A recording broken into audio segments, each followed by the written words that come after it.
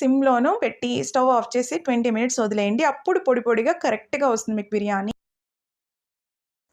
చూసారా? మనకు పర్ఫెక్ట్‌గా వచ్చిందండి. రైస్ అంతా కూడా చూసారా? ఫ్లేకీగా రావాలి రైస్. అప్పుడే బిర్యానీ అనేది పర్ఫెక్ట్‌గా వచ్చినట్టు. తప్పకుండా మీరు రెసిపీ ట్రై చేయండి. ఈజీగా కూడా అయిపోతుంది. అలాగే చాలా టేస్టీగా ఉంటుంది. ఎలా వచ్చిందో కూడా నాకు కామెంట్స్‌లో పెట్టండి. మీకు పీసెస్ కూడా చూపిస్తున్నాను. పీసెస్ కూడా చక్కగా ఫ్లేవర్ అంతా పట్టి పర్ఫెక్ట్‌గా ఉంటాయండి అవి కూడా.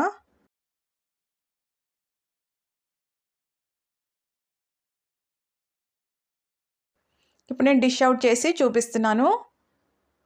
పర్ఫెక్ట్‌గా వచ్చిందండి మనకి. తప్పకుండా ట్రై చేసి ఎలా వచ్చిందో నాకు కామెంట్స్‌లో పెట్టండి. అలాగే ఈ వీడియో గనక మీకు నచ్చినట్టయితే లైక్ చేయండి, షేర్ చేయండి. ఇలాంటి ఇంట్రెస్టింగ్ రెసిపీస్ కోసం హెల్తీ ఫ్లేవర్స్ ఛానెల్‌ని సబ్స్క్రైబ్ చేసుకోండి. ట్రై చేసి ఎలా వచ్చినా